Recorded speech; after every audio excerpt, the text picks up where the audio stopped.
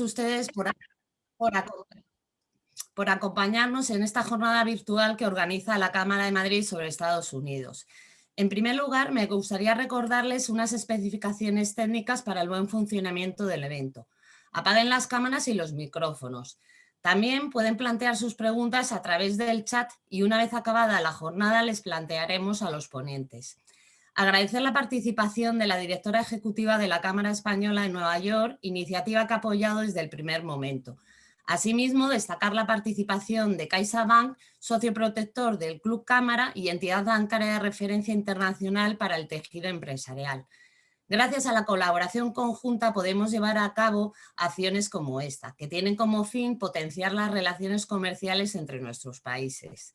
También la colaboración institucional de la Comunidad de Madrid y Ayuntamiento de Madrid en el desarrollo de estas actividades y su compromiso para el fomento de la internacionalización de las empresas, así como a nuestros partners estratégicos en materia de logística internacional, Kuehne+Nagel y Qatar Airways.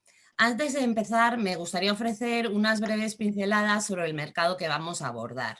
Estados Unidos es la primera economía del mundo. Cuenta con 329 millones de consumidores que disponen de una renta per cápita de $63.500. En 2019, Estados Unidos ocupó el segundo lugar como emisor de inversión y fue el primer receptor de inversión extranjera. En el ámbito empresarial, España y Estados Unidos mantienen unas relaciones bilaterales comerciales sólidas. A noviembre del 2020, el saldo bilateral se situaba en 2.200 millones de euros favorable para España. El nuevo presidente ha anunciado como una de sus principales iniciativas un plan de reactivación económica llamado American Jobs Plan, con un presupuesto de 2,3 billones de dólares para invertir durante 8 años que incluyen proyectos de transporte, carreteras, autopistas, ferrocarriles, aeropuertos, prevención de desastre, entre otros. La Cámara de Madrid trabaja de forma habitual con este mercado y ofrecemos a las empresas diferentes servicios personalizados con el objetivo de ampliar su cartera de clientes, proveedores o partners.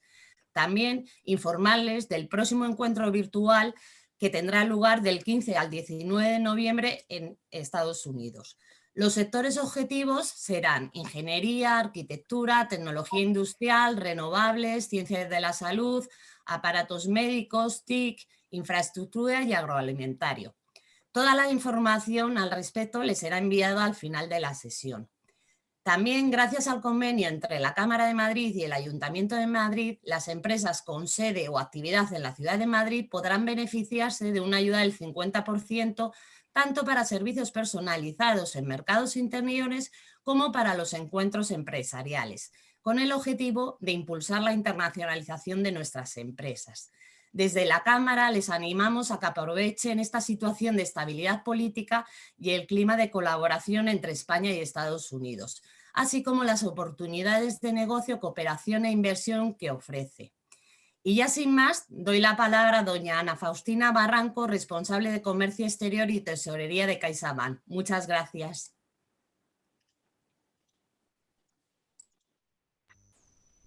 Hola, buenas tardes. ¿Se me oye bien? Bueno, pues gracias. Buenas tardes a todos. En primer lugar, quería dar las gracias a la Cámara de Comercio de Madrid, tanto por la organización del evento como por la difusión y en concreto al área de internacionalización de la Cámara, con los que colaboramos habitualmente y la verdad es que nos une el mismo foco común que es la vocación de acompañar a las empresas y de asesorarles. También quería dar las gracias especialmente a los ponentes por su disponibilidad y por compartir con nosotros sus conocimientos y su experiencia. Sin duda, contamos con ponentes de lujo esta tarde y tenemos en primer lugar a la directora ejecutiva de la Spain US Chamber of Commerce, doña Gemma Cortijo, que nos brinda la oportunidad de conocer de primera mano tanto recomendaciones como oportunidades. También en segundo lugar tenemos a nuestro compañero director de la Oficina de representación de Nueva York, Raúl Carmona, con una dilatada experiencia internacional. Solo le tendríamos que preguntar en los últimos años en cuántos países ha estado viviendo y haciendo su carrera profesional. También tenemos en tercer lugar pues a nuestra compañera Claudia Canals, Lead Economist de nuestro prestigioso servicio de estudios y también una de las ponentes habituales en foros económicos. Sin duda agradecerles que estén esta tarde con nosotros.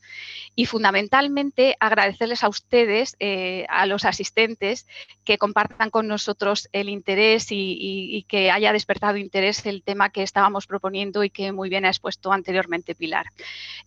Sin duda, los clientes y las empresas son los que nos enseñan en nuestro día a día a nosotros a poder colaborar con ustedes cada vez más.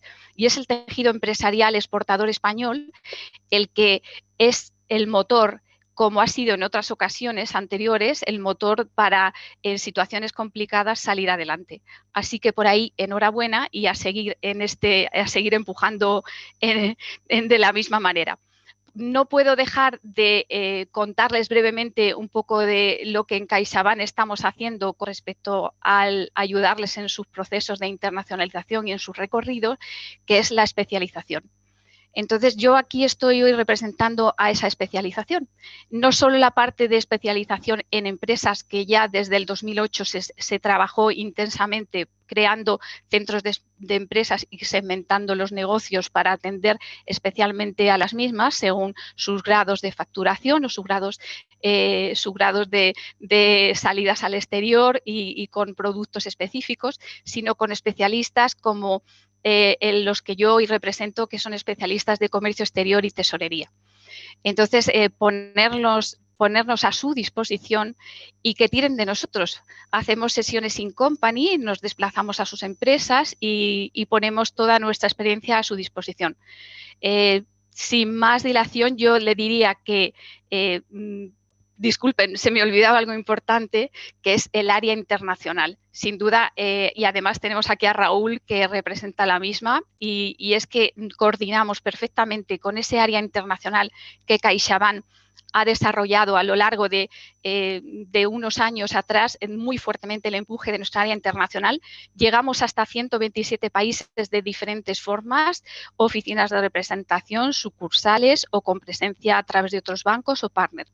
Y decirles que, sin duda, la principal vocación no es otra que el de acompañarles. Y hablando de países, no voy a entrar en mucho más, solamente decirles que Estados Unidos, por supuesto, es un mercado para nosotros prioritario y que espero que aprovechen la jornada que les sea útil y que les sea de interés. Y sin más dilación, doy el paso a doña Gema Cortijo, que ahora mismo estará con nosotros. Gracias a todos y adelante. Muchas gracias, Ana, por tu amable presentación y también muchas gracias, como no, a la Cámara de Madrid por organizar esta sesión y por invitarnos a formar parte de la misma. Brevemente sobre la Spain US Chamber of Commerce, somos una organización que se dedica a promover las relaciones económicas y comerciales entre España y Estados Unidos y ayudamos a las empresas españolas en su proceso de internacionalización a través de nuestros socios locales en España, como es la Cámara de Comercio de Madrid. Entonces ahora, si me lo permite Zoom, voy a compartir una presentación que acompañará mis palabras. Estados Unidos, como bien decía Pilar, a ver si aquí está. Como bien decía Pilar, bueno, pues es un país con más de 320 millones de habitantes, la primera potencia económica del mundo. Según el índice de competitividad del World Economic Forum en 2018, decía que era el país más competitivo del mundo. En concreto, lidera el pilar del dinamismo empresarial gracias a su cultura emprendedora, el mercado laboral y su sistema financiero. Es el ecosistema de innovación más eficaz del mundo. Es el tercer país más poblado del mundo y su población, como también adelantaba Pilar, tiene un gran poder adquisitivo. En lo que se refiere a la estructura sectorial de Estados Unidos, podemos ver aquí que bueno, es un país ciertamente industrializado. Hablamos que el sector industrial representa casi un 20% del Producto Interior Bruto e incluye una gran variedad de actividades, desde la fabricación de maquinaria eléctrica y electrónica, productos químicos, maquinaria industrial, así como, por supuesto, el sector agroalimentario y automotriz. Es el líder mundial en el sector aeroespacial, la industria farmacéutica y la armamentística. El sector agrícola, que aunque es verdad que dentro de lo que es el PIB de Estados Unidos solamente es un 1%, no llega, un 0,9%, pero es verdad que se caracteriza por su alta productividad y por el uso de tecnologías muy modernas. Estados Unidos es uno de los principales productores de productos como el maíz, la soja, carne de vacuno y algodón. La abundancia de recursos naturales, además de lo anterior, ha convertido también al país en líder de producción de varios minerales y le permite mantener una producción muy diversificada. Es el mayor productor mundial de gas natural líquido, aluminio, electricidad y energía nuclear, y es el tercer productor mundial de petróleo. Y desde hace varios años se desarrolla la extracción a gran escala de gas de esquisto. La economía americana, como podemos ver en este gráfico, se basa fundamentalmente en el sector servicios, estamos hablando de un 80% del PIB, y estamos hablando, bueno, los servicios más relevantes son los servicios profesionales de todo tipo, sanitarios, inmobiliarios y financieros, así como los comerciales. Los servicios financieros, por ejemplo, la banca y los seguros, representan un 7,4%, mientras que los inmobiliarios alcanzan un 13,3% del Producto Interior Bruto. El comercio supone un 11,5%, minorista y mayorista, y los servicios profesionales y otros dirigidos a las empresas aportan una cifra considerable del 12,6% del PIB. La educación y sanidad, estamos hablando de un 8,7%. Pilar ya mencionaba algunos datos de las relaciones comerciales con el exterior, pero es verdad que Estados Unidos cabe resaltar que es el principal importador mundial, con más de un 13%, y el segundo exportador mundial. A pesar de la elevada competitividad de su economía, es verdad, como podemos ver en el gráfico, que mantiene durante años un elevado déficit comercial, que si recuerdan, bueno, pues distintas políticas de la administración Trump intentaron reducir ese gap, ¿no? esa diferencia entre las importaciones y las exportaciones. Esas medidas tuvieron un éxito relativo, podríamos decir. Muchas de esas medidas han desaparecido ya en estos momentos. Los principales socios comerciales de Estados Unidos son la Unión Europea, Canadá, México, China y Japón. En lo que se refiere al comercio exterior con España, bueno, pues es el principal socio comercial de España fuera de la Unión Europea. Es el sexto destino de las exportaciones españolas de bienes y el quinto proveedor de España. Y la posición de inversión elevada de España en Estados Unidos indica realmente la apuesta que las empresas españolas vienen realizando en este mercado. Podemos ver que hay un saldo deficitario de la balanza de mercancías, podemos verlo en el gráfico, es de cerca de 2.000 millones de euros. En general, la balanza de pagos ha sido tradicionalmente negativa para España. Las exportaciones de bienes han crecido en 5 años casi un 20%, pero el mismo porcentaje también se han visto incrementadas las importaciones desde Estados Unidos. La tendencia se rompió un poquito en el 2020 con el descenso del comercio bilateral, tanto en exportaciones como en importaciones, pero que esperamos que esos números se vean totalmente recuperados en el 2021. Aquí podemos ver, bueno, pues el número de empresas exportadoras a Estados Unidos, españolas, y el número de empresas importadoras. En el número de empresas exportadoras podemos ver que el número ha crecido pues en los últimos 7 años, ha crecido un 37%, ascendió en más de 9.000 empresas. Creo que eso demuestra, ¿no?, el interés que las empresas españolas exportadoras han tenido en el mercado de Estados Unidos. En cuanto al número de empresas implantadas en Estados Unidos, también ha crecido mucho estos últimos años y estamos hablando, pues, bueno, de más de 1.000 empresas españolas en estos momentos implantadas en Estados Unidos.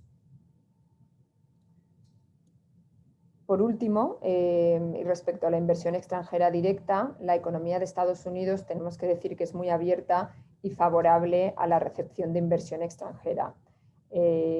Aunque el porcentaje que representa su stock de inversión sobre el total mundial se ha disminuido en estos últimos años, pero sigue siendo el principal destino de la inversión extranjera por el tamaño de su mercado, por la gran cantidad de oportunidades y el entorno empresarial favorable a la inversión y al emprendimiento. Estados Unidos es el primer inversor en España en términos de stock y es el primer destino de la inversión directa española en estos momentos. España aparece como en el puesto número 10 como inversor en Estados Unidos, o sea, es un puesto importante. Pasamos ahora a hablar de las oportunidades de negocio en Estados Unidos y antes de hacerlo, simplemente mencionar de forma muy esquemática en qué se ha centrado la agenda del presidente Biden en estos primeros 6 meses. Sus bloques de actuación se han centrado en luchar contra la pandemia, dotar la economía con estímulos fiscales. Estos 2 temas además van a ser explicados de forma detallada por Claudia Canals del Servicio de Estudios de CaixaBank, un poquito más tarde en la presentación. También decir que los otros 4 temas principales de la agenda Biden ha sido retomar las relaciones exteriores. Lo primero que hizo el presidente Biden cuando tomó posesión fue regresar a la Organización Mundial de la Salud y al Acuerdo de París. Además, bueno, pues también ha retomado relaciones de forma muy amistosa con la Unión Europea. De hecho, se suspendieron temporalmente, pero yo creo que no se va a volver a ello, los aranceles que se habían impuesto mutuamente Estados Unidos y la Unión Europea a raíz del caso Boeing-Airbus, aunque bueno, continúan los aranceles en el acero y aluminio europeos. Y veremos a ver cómo queda el tema o qué se deriva del impuesto europeo a las tecnologías, ¿vale? Porque eso ahí podemos entrar en un tema pues complicado. Otro tema principal es el tema que lo mencionaba Pilar. Se ha aprobado,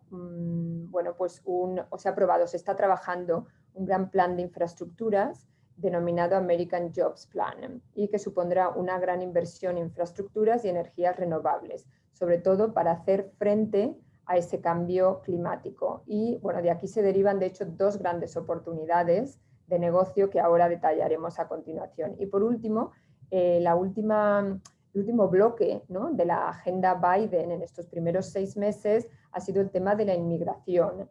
Es uno de sus objetivos principales el avanzar en el proyecto de la reforma migratoria, con el propósito de despejar el camino a la residencia provisional y ciudadanía definitiva a 11 millones de personas indocumentadas en Estados Unidos, incluyendo los llamados Dreamers, ¿no?, menores indocumentados o gente que llegó aquí siendo menor de edad y ha estado aquí viviendo en Estados Unidos toda su vida. Entonces, para él es una prioridad el poder arreglar la situación de estas personas. Entramos ya directamente en los sectores de oportunidad y empiezo con 3 sectores que se derivan directamente de esta agenda Biden, ¿no? Uno de ellos es el consumo masivo. El consumo masivo que viene dado por políticas específicas para sectores golpeados y bueno, pues suspensión de aranceles, pero también por el hecho bueno, la gente tiene ahora en estos momentos dinero, o bien dinero por su trabajo o que no han gastado en este último año, o bien dinero que han recibido de todos los estímulos que ha dado el gobierno Biden. Entonces, se espera que este año haya realmente una expansión en el consumo muy importante. Y voy a seguir con el tema de los bienes de consumo. Como podemos ver aquí, bueno, pues Estados Unidos realmente supone un mercado muy atractivo para las exportaciones de bienes de consumo. También producen internamente mucho, es cierto. La capacidad económica de los hogares, junto con la facilidad de acceso al crédito y una cultura completamente consumista, convierten a Estados Unidos en un objetivo ideal para todas aquellas empresas de bienes de consumo de todo el mundo. En el 2019, el gasto de Estados Unidos en bienes y servicios supuso más de una cuarta parte del consumo de los hogares en todo el mundo. Una cuarta parte. Es un número importante, ¿no? En 2019 el mercado de bienes de consumo en Estados Unidos fue el más grande del mundo, estimado en más de 630.000 millones de dólares. En concreto, por ejemplo, alimentación, ropa, textiles, calzado, supone una gran oportunidad para las empresas españolas. Hablábamos antes del tema de la suspensión de los aranceles, no me extenderé en ese tema, pero bueno, estos son los aranceles que se derivaron del caso Boeing-Airbus y que de momento se han cancelado. Ahora quizás pueden venir otros aranceles derivados de los impuestos de las tecnológicas, pero no creo que... Bueno, vamos a ver qué sucede con ese tema. Otros dos sectores de oportunidad derivados de la agenda Biden es el sector de infraestructura y de energías renovables. Cuando Biden tomó posesión, pues comenzó ya a trabajar en potenciar lo que se describe como un paquete de inversiones transformadoras diseñado para ayudar a mantener competitiva la economía de los Estados Unidos. Biden ha afirmado en muchas ocasiones que le resulta muy frustrante que Estados Unidos pues haya permitido que gran parte de su infraestructura física se haya deteriorado y que le preocupa que su país se esté quedando por detrás de China y otros rivales económicos globales. En cuanto a energías renovables, pues espera la generación de 10 millones de empleos con este impulso que se va a dar a la energía limpia y a la reducción de emisiones de carbono. En cuanto a las infraestructuras, bueno, pues aquí tenemos algunos de los datos. Se está negociando en estos momentos entre republicanos y demócratas pues este plan de inversión que mencionábamos ya antes y que viene con el nombre de American Jobs Plan. Entonces, bueno, pues estamos hablando de un precio estimado entre 2 y 4 millones, probablemente más cerca de 2, pero que viene también apoyado por dinero privado, ¿no? Entonces, comprende desde construcción a mantenimiento. Y entonces estamos hablando de puertos, carreteras, sistemas de agua y alcantarillado, aeropuertos, ferrocarriles, red eléctrica y acceso a Internet de banda ancha. Sin duda, bueno, pues esta se considera que es una de las áreas más maduras para la cooperación bipartidista en el Congreso. Los dos partidos están de acuerdo en que se necesita invertir en esta área. Luego ya hay algunas diferencias en el monto, ¿no?, total que se quiere destinar y cuáles son los proyectos que tienen prioridad. También se va a trabajar en un proyecto para reformar la infraestructura de agua del país.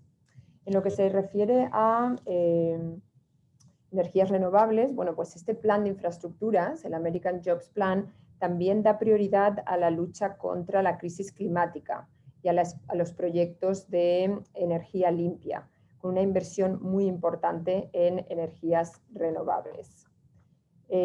Aquí vemos bueno, pues algunos de los objetivos de este plan, desde identificar el futuro de la energía nuclear, mejorar la eficiencia energética de los edificios, acelerar el uso de vehículos eléctricos, empoderar a las comunidades locales para desarrollar soluciones de transporte, asociación con agricultores y ganaderos para mejorar las prácticas agrícolas, mitigar el impacto climático de la expansión urbana, y luego promulgar una estrategia nacional para desarrollar un sector de manufactura con bajas emisiones de carbono, fondos federales para tecnologías y centros de innovación en manufactura. Derivado de este tema, un sector que está en continuo crecimiento es el sector de las tecnologías ambientales. Estados Unidos es el mercado más grande del mundo en este sector y creciendo. Representa una cuarta parte del mercado global y bueno, con más de 1,2 billones de dólares. Las pequeñas y medianas empresas suponen un 99% de esta industria, aunque bueno, representan un 18% de los ingresos totales, mientras que las empresas grandes son un 1% de la actividad y un 44% de los ingresos. El resto son el sector público, que constituyen el 38% restante y que dominan sobre todo los servicios de agua, las obras de tratamiento de aguas residuales y la gestión de residuos. Esta industria ha experimentado un crecimiento muy importante y seguirá creciendo de forma muy rápida, pero en los últimos 15 años desde luego se ha visto un cambio muy importante. Aquí se ven algunos de los proyectos, ¿no?, en el área de Clean Tech, desde el agua, proyectos en el tema de agua potable y tratamiento de aguas residuales, el tema del aire, todos los sistemas de monitoreo y control de la contaminación del aire de fuentes de contaminación estacionarias y móviles, y el tema de reciclaje, ¿no?, la gestión de residuos sólidos y peligrosos, el reciclaje y la recuperación de recursos y las tecnologías de prevención y remediación de la contaminación del suelo. Estas serían las principales áreas del sector de Clean Tech. Otra área muy importante es el sector de bienes industriales, ¿no?, bienes intermedios y para la industria. Bueno, pues al final, aunque Estados Unidos es una economía de servicios, ya que el sector terciario veíamos antes que representaba un 80% del PIB, pero el sector industrial no deja de ser casi un 20% y por lo tanto, bueno, pues estamos hablando de una producción industrial de más de 4 billones de dólares que necesita del exterior para abastecerse. Entonces, sin duda, bueno, pues es una oportunidad para las empresas españolas de fabricación de bienes de intermedios y para la industria para nutrir, ¿no?, el sector industrial de Estados Unidos. Aquí vemos, bueno, pues algunos de las áreas de interés. Claramente, de nuevo, pues una oportunidad para todas las empresas que producen bienes industriales. Otra área siempre muy importante en Estados Unidos es la industria química. Es una de las industrias más grandes del país. Estamos hablando, bueno, de una industria que abastece tanto al mercado local como al internacional y que, bueno, que supone un negocio de más de 770.000 millones, que hay una inversión extranjera directa de 700.000 millones de dólares y estamos hablando de que hay unas importaciones del exterior de más de 268.000 millones. Por lo tanto, también consideramos que es una importante oportunidad para las empresas españolas del sector. Otro tema derivado son las empresas del biotech, especialmente el área médica. Bueno, pues estas empresas realmente tienen el potencial de impulsar la eficiencia y abordar los desafíos mediante la aplicación de soluciones como Internet of Things, aprendizaje automático, fabricación aditiva y realidad aumentada. Una nueva generación de empresas emergentes de inteligencia artificial está liderando el camino sobre cómo se desarrollan nuevos medicamentos. La competencia por el talento en inteligencia artificial es feroz aquí en Estados Unidos.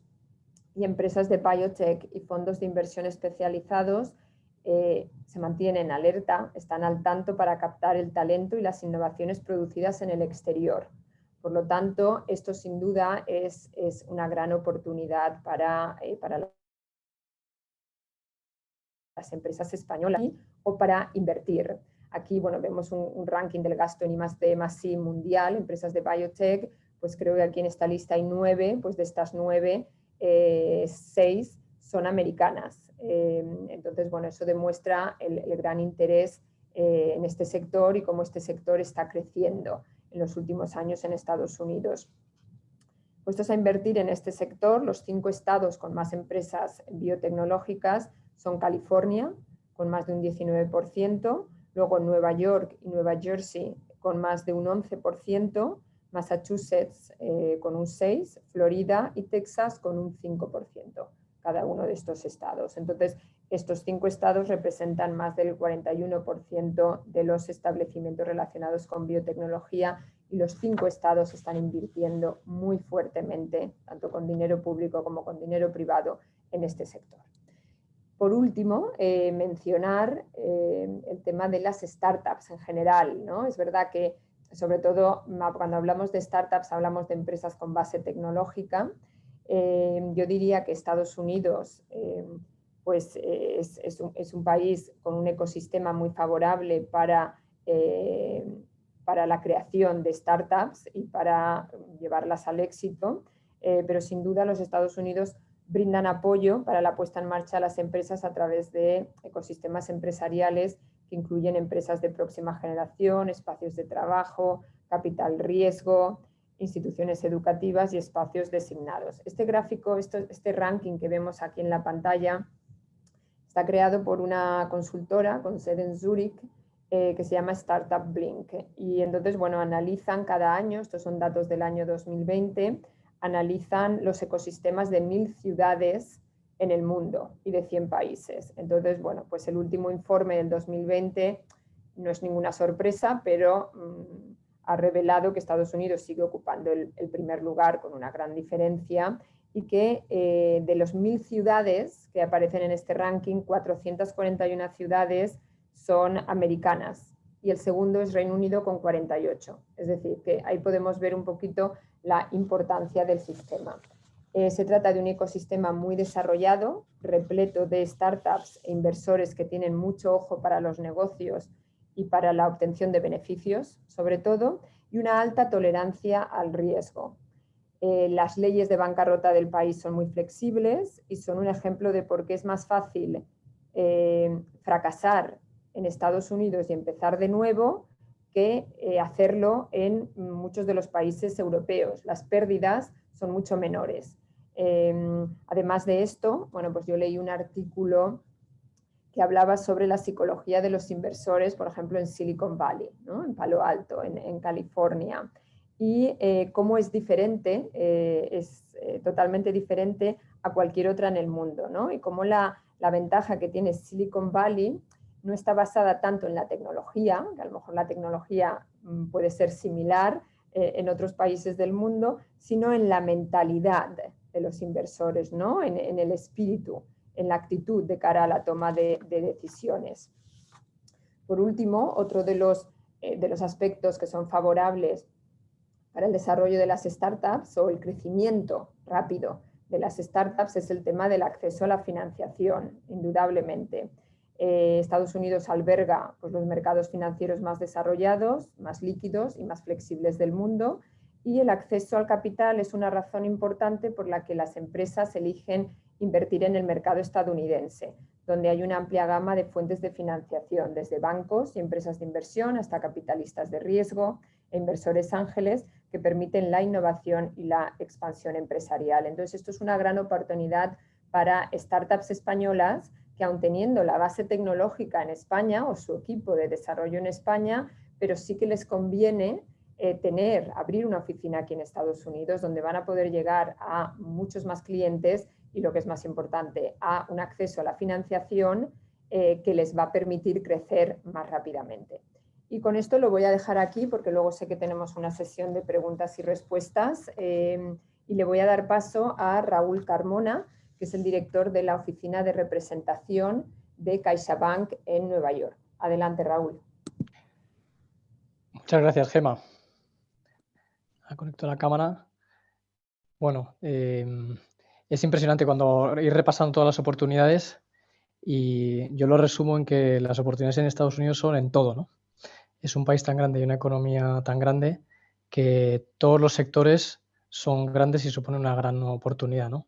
Y para muestra, pues, el tema del sector agroalimentario, que no llega a suponer un 1% de la economía y sin embargo es una potencia mundial en Estados Unidos en ese ámbito. Lo primero de todo, dar las gracias a Cámara Madrid por la invitación y por darnos la oportunidad de compartir este momento con ustedes. En segundo lugar, dar las gracias a las empresas participantes y asistentes, que son las que nuestra razón de ser. Y enlazando con lo que comentaba mi compañera Ana, llevo unos cuantos años fuera de España trabajando para CaixaBank. He estado en Europa Central y del Este, he estado en Sudamérica y ahora últimamente en Estados Unidos, ¿no? Y lo que yo siempre destaco ha sido que he tenido la oportunidad y el honor de ver a las empresas españolas invirtiendo, desarrollándose internacionalmente en muchos mercados y siempre llevando a gala pues, una excelente calidad de servicio, diferenciación y la profesionalidad y el espíritu de las empresas españolas a la hora de abrirse camino por el mundo. Voy a compartir una presentación para acompañar mis palabras. Si consigo que se abra. A ver, un momento.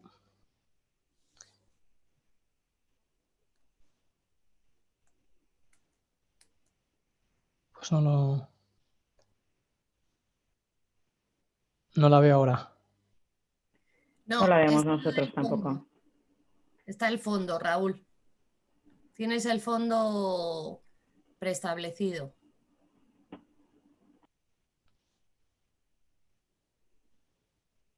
El botón de abajo, compartir pantalla.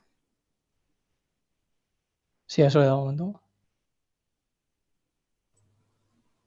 Si no, podemos intentar pasarlo nosotros desde el ordenador de cámara y ya está, no pasa nada. Vale. Comparto yo, ¿vale? Raúl, tu presentación. Ok. Un segundito que la estoy abriendo. No me aparecía al compartir la pantalla y abrir la ventana, no me enlaza con la presentación. Vale, un segundito que ya...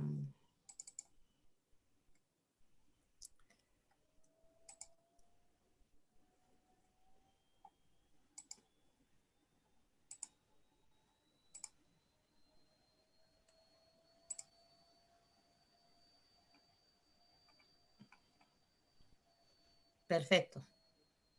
Ya la estáis viendo, ¿no? De acuerdo, muchas gracias. Bueno, pues si avanzamos. Siguiente slide.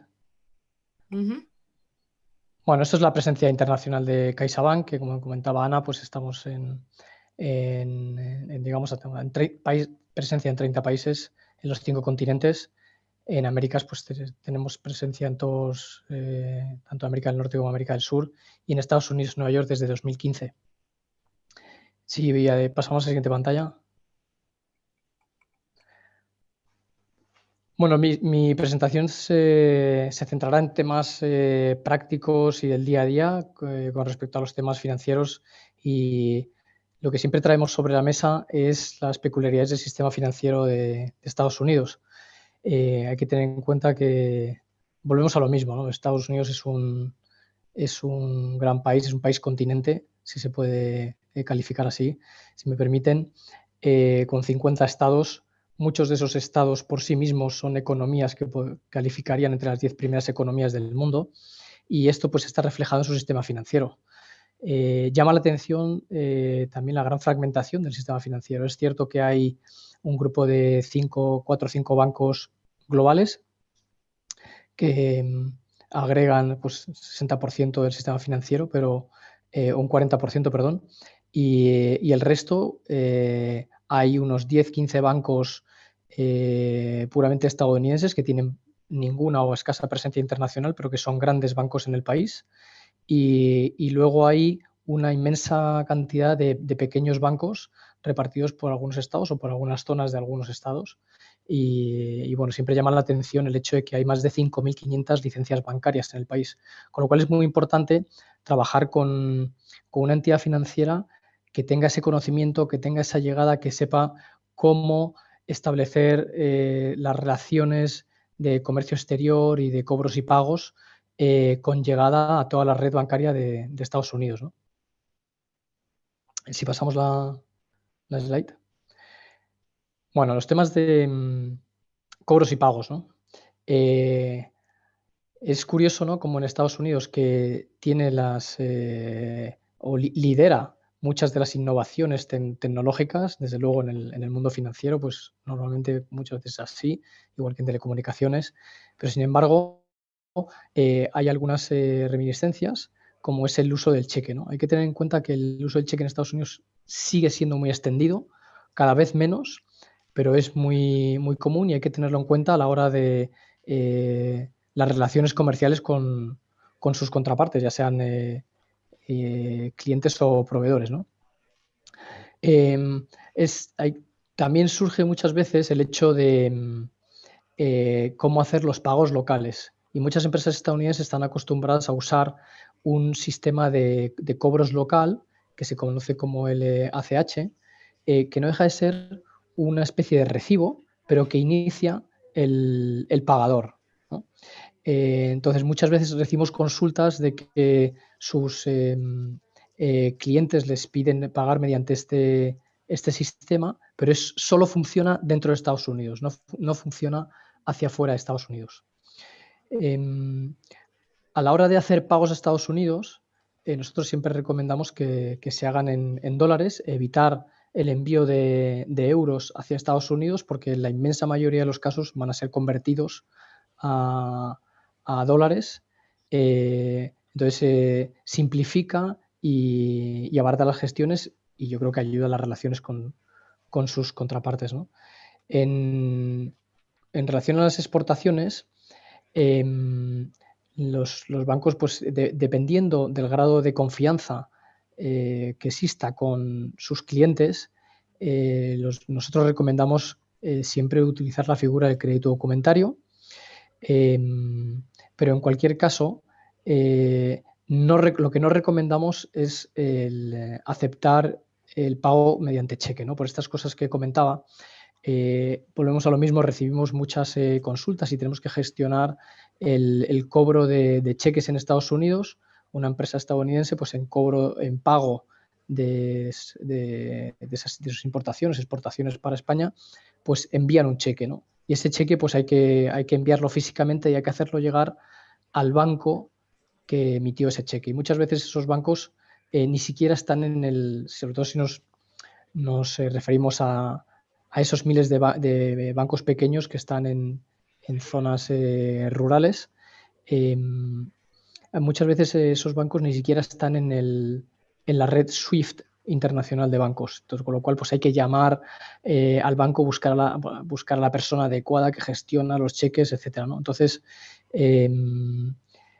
es una anécdota, pero que es más habitual de lo que nos gustaría y bueno, que nos parece oportuno traerlo a colación para que lo tengan en cuenta en sus transacciones comerciales. Las transferencias los pagos en dólares, pues hoy en día los sistemas interbancarios de envíos de transferencias son súper ágiles, súper eficientes. Y luego otro tema a tener en cuenta pues es la peculiaridad del dólar como reserva de valor internacional y unidad de cambio internacional. Y igualmente aquí pues siempre recomendamos tener una política de gestión de riesgo del tipo de cambio con el dólar. Igual hay un montón de productos y servicios en todos los bancos y en especial a nosotros que nos toca ahora desde CaixaBank tenemos especialistas dedicados a asesorar a nuestros clientes en este ámbito, y lo importante es tener cuando menos una estrategia comercial para mitigar el riesgo de tipo de cambio, tanto en los pagos como en los cobros, ¿no?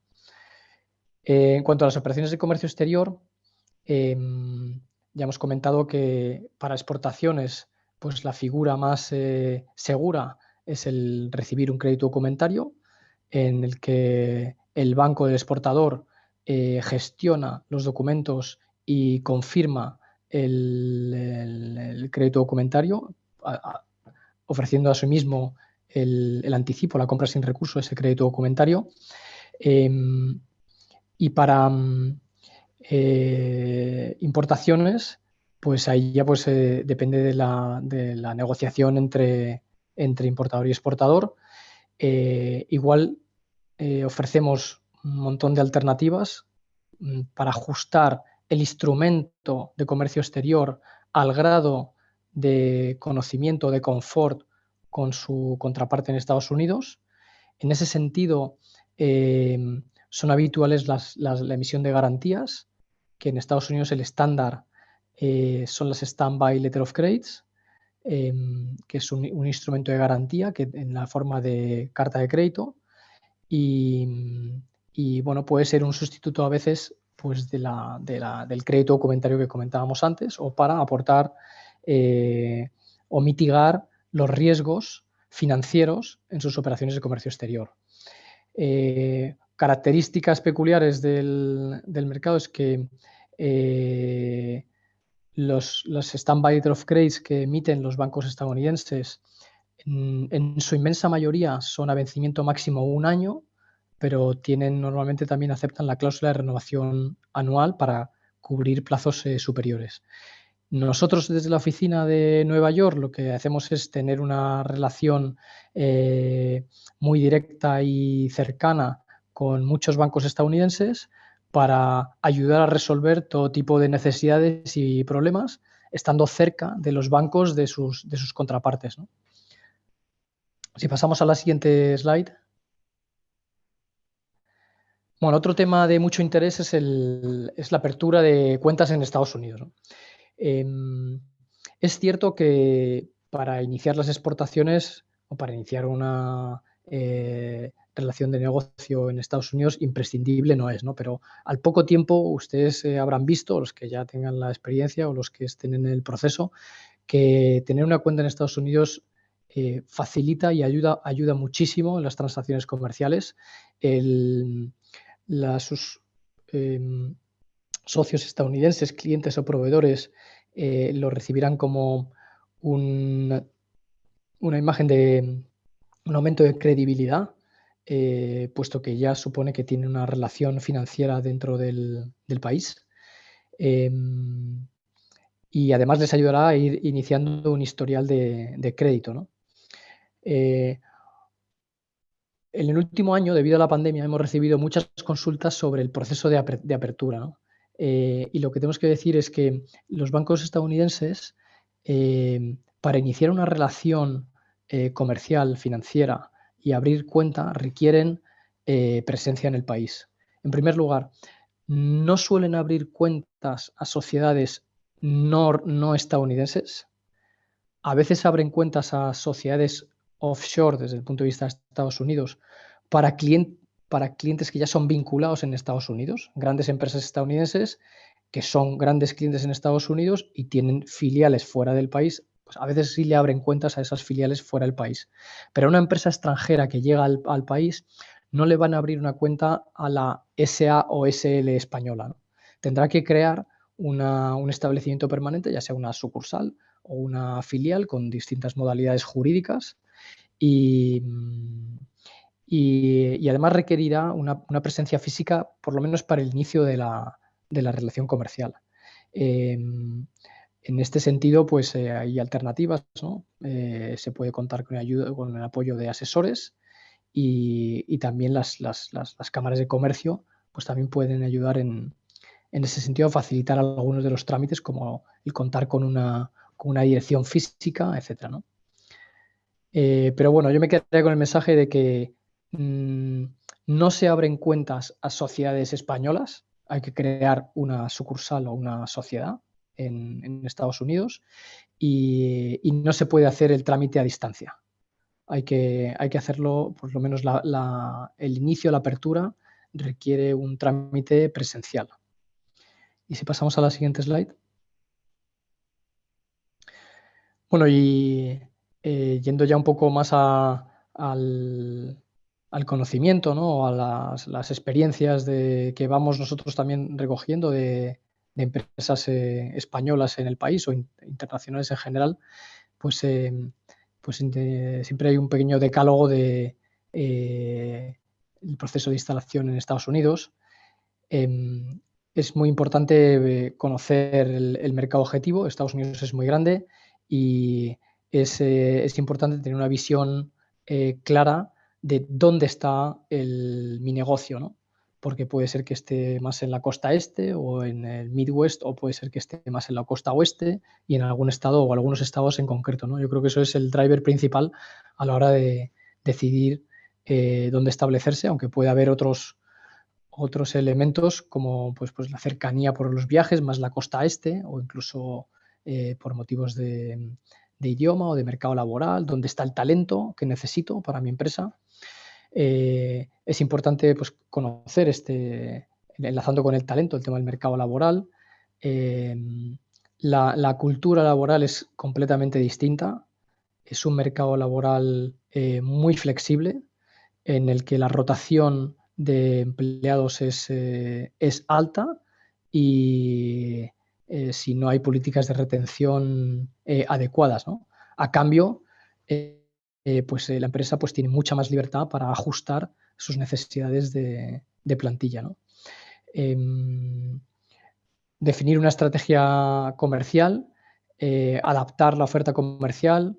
Estos son elementos comunes, ¿no? Y yo aquí lo que diría es que después de haber estado en varios mercados, en varios continentes, el coste, el recorrido de iniciar una aventura empresarial, pues por unos ángulos o por otros es parecido, tanto en coste como en tiempo, como en esfuerzo de la casa matriz, de los recursos que se consumen de la casa matriz, etcétera, etcétera, el esfuerzo financiero, pues pueden ser similares, pero la gran diferencia con Estados Unidos es el potencial, ¿no?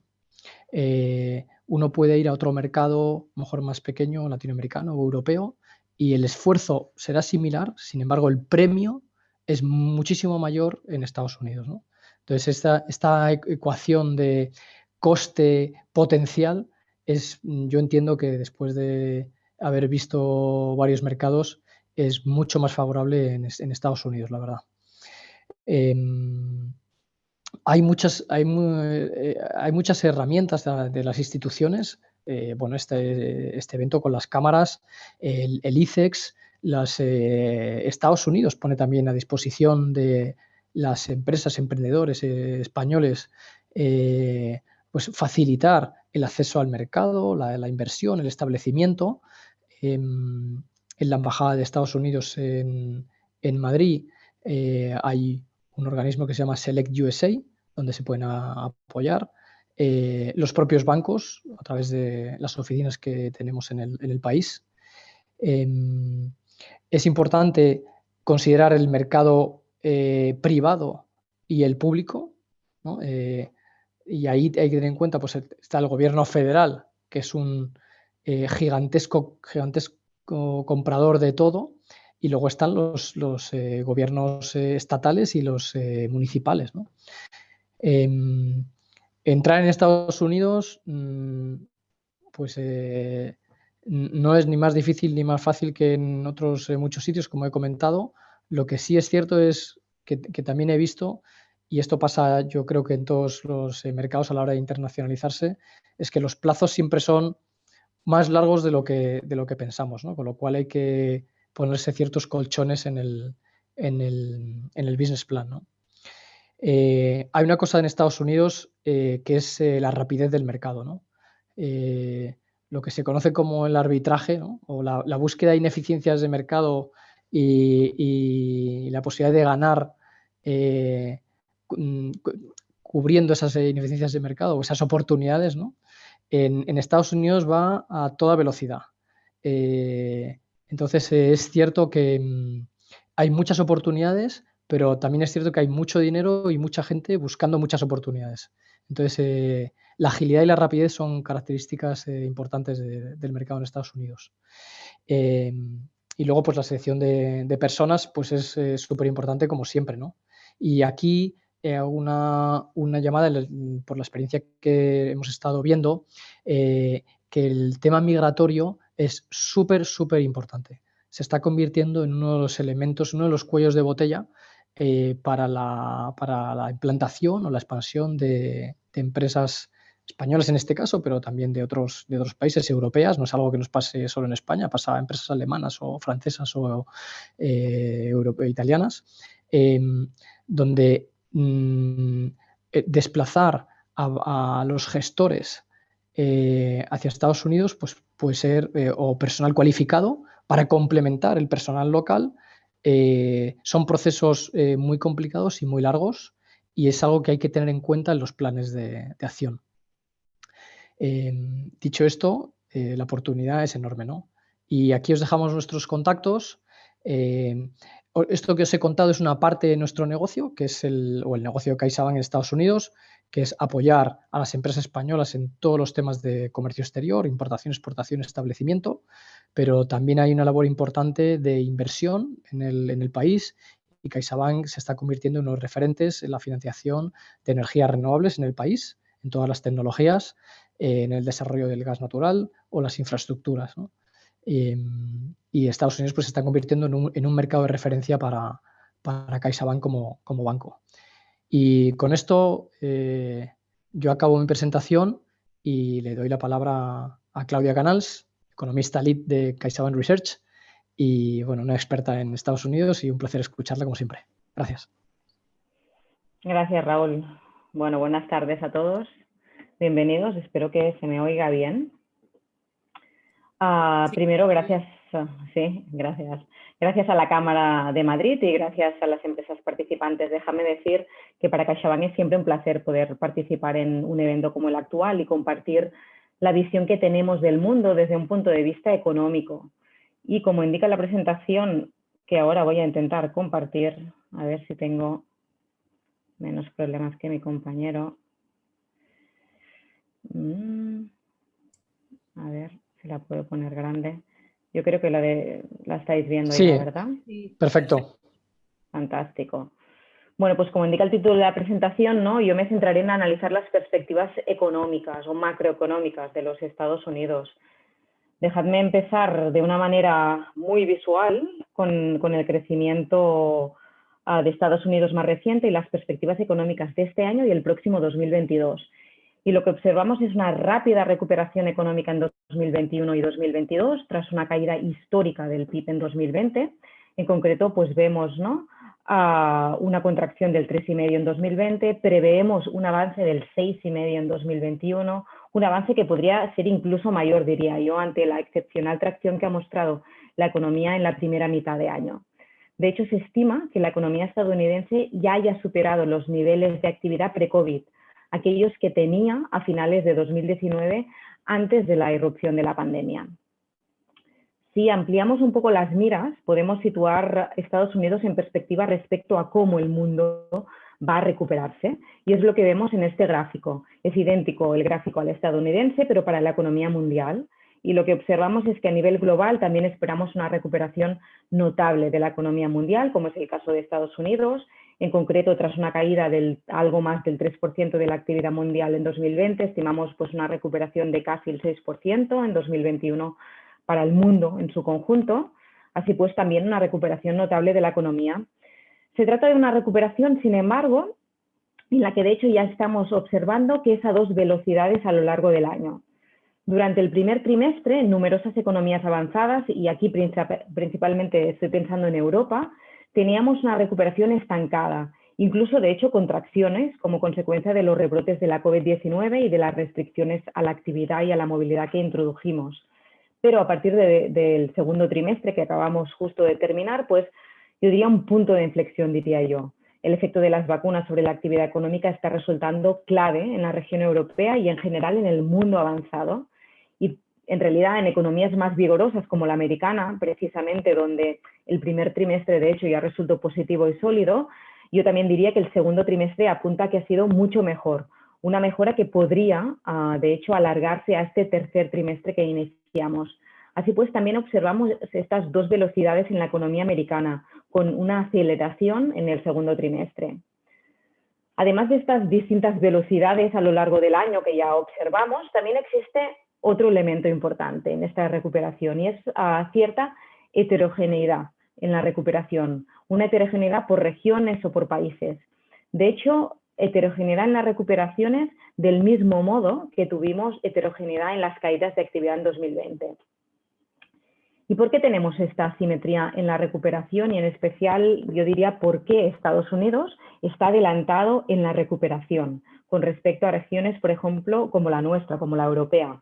Esto lo vemos en esta slide, donde está representada la evolución del PIB de distintos países desde 2019, justo antes de la pandemia, hasta 2022 en algún caso, 2025.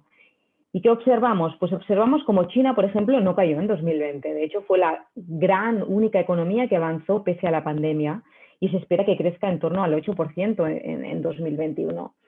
Estados Unidos vemos que sí se contrajo, pero mucho menos que Europa. De hecho, el 3,5% de Estados Unidos frente a algo más del 6,5% en la eurozona.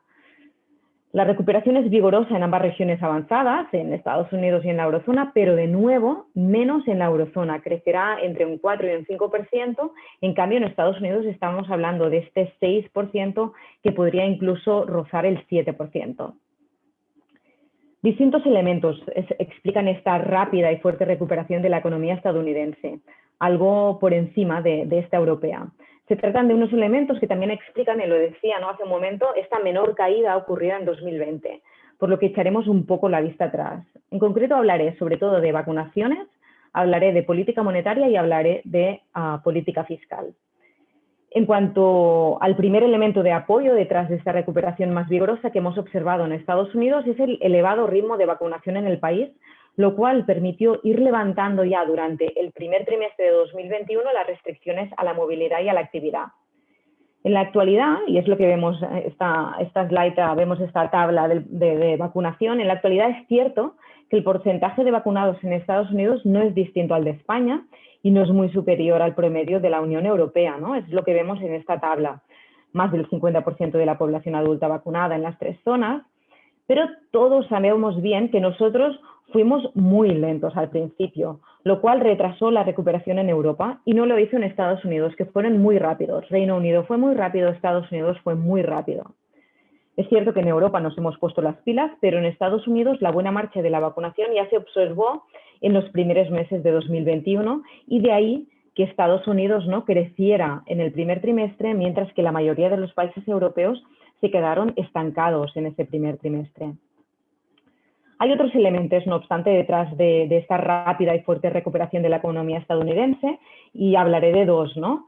En concreto tenemos las medidas de apoyo fiscal y las medidas de apoyo monetario, que fueron rápidas y contundentes, y estas son como los 2 adjetivos, ¿no?, que iré repitiendo. Fueron rápidos y contundentes apoyo fiscal y monetario en 2020 y se han mantenido contundentes en lo que va de 2021. Si empezamos por el flanco monetario, lo que vemos es que la FED inició sus acciones de apoyo a la economía en marzo de 2020 y estas acciones se pueden dividir en 3 ámbitos. Primero, rebajó tipos hasta niveles cercanos al 0% y es lo que vemos en el gráfico. El segundo ámbito de actuación, pues un incremento en la compra de activos muy importante. Tercer ámbito de actuación, abrió distintos programas de crédito de emergencia. De hecho, en Europa el BCE también actuó, yo diría, de manera rápida y contundente, pero como se puede ver de hecho en el gráfico, el margen de reactivación económica de la FED era algo mayor. ¿Por qué? Pues porque pudo bajar tipos. Los tipos, en cambio, en la eurozona ya estaban en el 0. Por tanto, aquí un poco la diferencia entre la capacidad, podríamos decir, de arrastre de la FED versus la capacidad de arrastre del BCE. De cara a 2021, ¿qué esperamos? Pues continuidad en el apoyo monetario. A pesar de las charlas de la FED sobre el inicio del tapering, las medidas monetarias seguirán siendo, diría yo, ampliamente acomodaticias en el corto y en el medio plazo en Estados Unidos. Tercer elemento detrás de esta pronta recuperación que vemos de la economía estadounidense, pues son las rápidas y supercontundentes, ¿no? Rápido y supercontundente, ya he dicho que aparecería, ¿no? Medidas fiscales que se han llevado a cabo de apoyo contra la COVID-19. En esta slide lo que tenemos es una comparativa entre las medidas americanas y las alemanas. Y lo que es destacable son las medidas de gasto directo. Observamos medidas directas por valor de algo más del 25% del PIB en Estados Unidos frente a un 11% en Alemania. Todos, de hecho, hemos oído hablar de los distintos cheques de estímulo que se han enviado a los ciudadanos americanos, de las ayudas extrasemanales al desempleo, de los cheques por niños. Todas estas son medidas que tienen un impacto inmediato en crecimiento porque dan soporte inmediato, de hecho, al consumo de las familias. Alemania también ha dado apoyo directo, pero destaca mucho más en medidas como las garantías. Y de hecho, si entráramos, ¿no?, en el detalle de otros países de la eurozona, pues las medidas de gasto directo han sido aún más modestas que en Alemania. ¿Por qué? Bueno, al fin y al cabo, no todos los países tienen el mismo margen fiscal para apoyar las economías, y esto ha sido evidente durante la crisis. A pesar de este ser el caso, es justo decir, ¿no?, que la mayoría de los países europeos, incluido el nuestro, ¿no?, han apoyado al máximo que podían dentro de sus restricciones pues a los países. Pero en definitiva, ¿no?, las enormes medidas fiscales de gasto directo en Estados Unidos pues han sido este tercer elemento detrás de esta rápida recuperación, de esta sólida recuperación americana que estamos de hecho ya observando. Más allá de las medidas fiscales muy contundentes aprobadas entre marzo de 2020 y marzo de 2021, pues tenemos que la Casa Blanca ha presentado dos nuevos planes: de American Jobs Plan, que propone un importante gasto en infraestructuras, plan sobre el que ha hablado primero Pilar y después Gemma, y que además Gemma nos ha presentado oportunidades sectoriales de la mano de este plan. El segundo plan, de American Family Plan, que prioriza el gasto social. Ambos planes se quieren financiar con subidas impositivas. Aquí ¿qué decir? Pues decir que, aunque se trata de unos planes muy distintos a los anteriores, porque no tienen, ¿no?, un efecto de arrastre a corto plazo sobre el crecimiento de la misma manera que tenían los otros planes, son planes de más largo recorrido, sí que es verdad que muestran la intención del gobierno estadounidense de seguir dando soporte a la economía del país. Y por tanto, ¿no?, en el plano fiscal vemos que las medidas fiscales seguirán apoyando la recuperación estadounidense. Aunque esta charla se centra en la economía estadounidense, dejadme aprovechar, ¿no?, creo que es importante decir que en el caso europeo, y lo vemos en esta slide misma, esta segunda mitad de 2021 destacará por el inicio de los desembolsos del programa del Next Generation EU, que moviliza estos 750.000 millones de euros. Se trata de dinero que apoyará la recuperación a corto plazo, pero más importante, también las propuestas incidirán o deben incidir, diría yo, en el crecimiento a largo plazo, un poco del mismo modo de estos dos planes que propone la Casa Blanca, ¿no? Medidas en el caso estadounidense, pero también en el caso europeo, medidas en el ámbito verde y en el ámbito digital son una prioridad en ambas regiones avanzadas. Un último elemento, y aquí simplemente mostrar la slide y pasar, un último elemento que apoya esta pronta y sólida recuperación americana es que la economía americana se encontraba en una etapa de solidez antes de entrar en la crisis económica. Y si me permitís, iré a la siguiente slide porque creo que vamos ya con un poco de retraso y no daré detalles sobre esta mayor solidez de la economía americana. A pesar de esta recuperación vigorosa de la economía que os mostraba, yo creo que es importante hablar de los riesgos que pueden ensombrecer pues, esta recuperación. Y hablaré de tres riesgos. Primero, un riesgo de origen vírico, y lo quiero plasmar con esta imagen. Después, riesgos de sobrecalentamiento. Hemos oído hablar recientemente de estos riesgos y intentaré dar un poco la visión que tenemos desde CaixaBank Research. Y en tercer lugar, riesgos o oportunidades geopolíticas. Y Gemma ha hablado un poco de ellas y también hablaré brevemente. El primer riesgo, lo conocemos todos de sobras, son las variantes del virus, que son muy resistentes a las vacunas, pues pueden ocasionar nuevas restricciones a la movilidad y a la actividad importantes. Y por tanto, un riesgo importante a tener en cuenta. Segundo riesgo, temores de sobrecalentamiento en Estados Unidos. ¿Qué significa esto? Pues lo que significa es que unas presiones inflacionistas elevadas podrían comportar que la FED empezara con su proceso de normalización monetaria más temprano que lo deseado, teniendo en cuenta que la recuperación americana, aunque es vigorosa, ¿no? He dicho, ¿no?, que es sólida, que ha sido rápida, que es vigorosa, no es del todo completa. Todavía hay margen de mejora, ¿dónde? Pues en algunos sectores que todavía están muy afectados, y todavía hay margen de mejora en el ámbito laboral, por ejemplo, donde algunos grupos sociales también están ampliamente afectados todavía. Este inicio de la normalización monetaria endurecería las condiciones financieras y preocupa que pueda ser, por tanto, demasiado pronto. Pero dejadme explicar un poco qué ha ocurrido realmente y qué pensamos que va a ocurrir. Lo que ha ocurrido es que la inflación ha repuntado con fuerza, y esto lo vemos en el gráfico, ¿no? Un 5% en mayo la inflación general, un 3,8% la subyacente. ¿Esto era algo que esperábamos? Pues sí. ¿Por qué? Pues porque la inflación es la comparativa de precios con respecto a un año antes.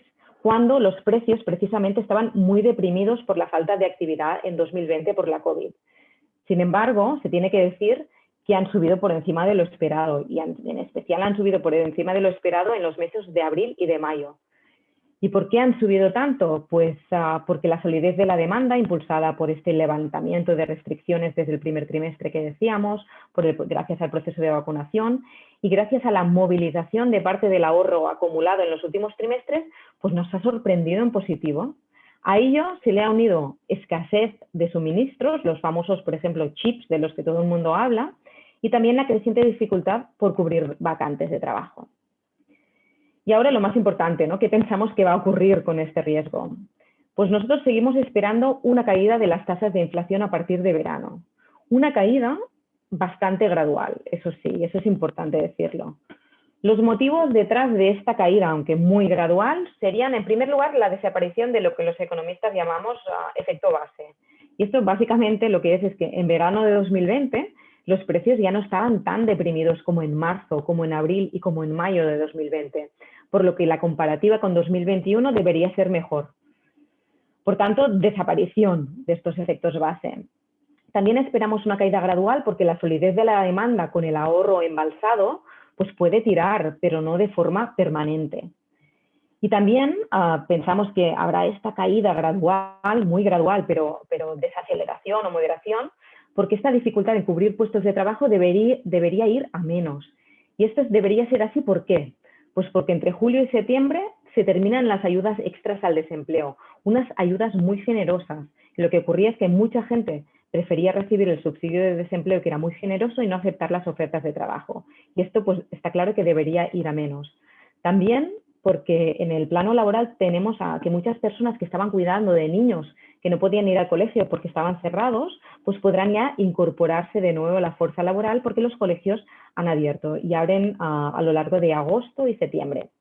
Por tanto, bajo este escenario de moderación gradual de la inflación, ¿qué debería hacer la FED? Pues bueno, yo creo que la FED debería seguir con su curso de política monetaria, y esto es una reducción de compras netas de activos a principios de 2022 y primera subida de tipos en 2023. Dicho esto, yo creo que es cierto que los riesgos de sobrecalentamiento están muy presentes y que se han incrementado de manera sustancial en los últimos meses, y si se mantuvieran de forma más persistente de lo que preveemos, pues la FED debería adelantar el tapering a finales seguramente de este año y acordaría la primera subida seguramente en la segunda mitad de 2022.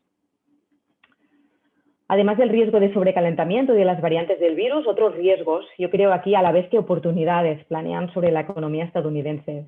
Y estamos hablando de riesgos o oportunidades de carácter geopolítico. Con Biden en la Casa Blanca se han conseguido reconexiones con múltiples organismos multilaterales, reincorporación a la Organización Mundial de la Salud, Acuerdo de París contra el Cambio Climático. De ello, de hecho, ha hablado ya Gemma al inicio del webinar. Además, está liderando la iniciativa para un cambio en la tributación de las multinacionales a nivel global. Sin duda, ¿no? Pasos muy importantes para avanzar en luchas y proyectos globales que necesitan claramente de cooperación y de entendimiento internacional. También encontramos un acercamiento con Europa, y Gemma lo ha mencionado, ¿no? Por ejemplo, con la tregua de 5 años que han pactado para las disputas comerciales entre Boeing y Airbus. Y Gemma, de hecho, enseñaba algunas de las suspensiones en aranceles de la mano de esta tregua. Tal vez una manera de buscarse aliados en su lucha contra China, ¿no? Este acercamiento con Europa.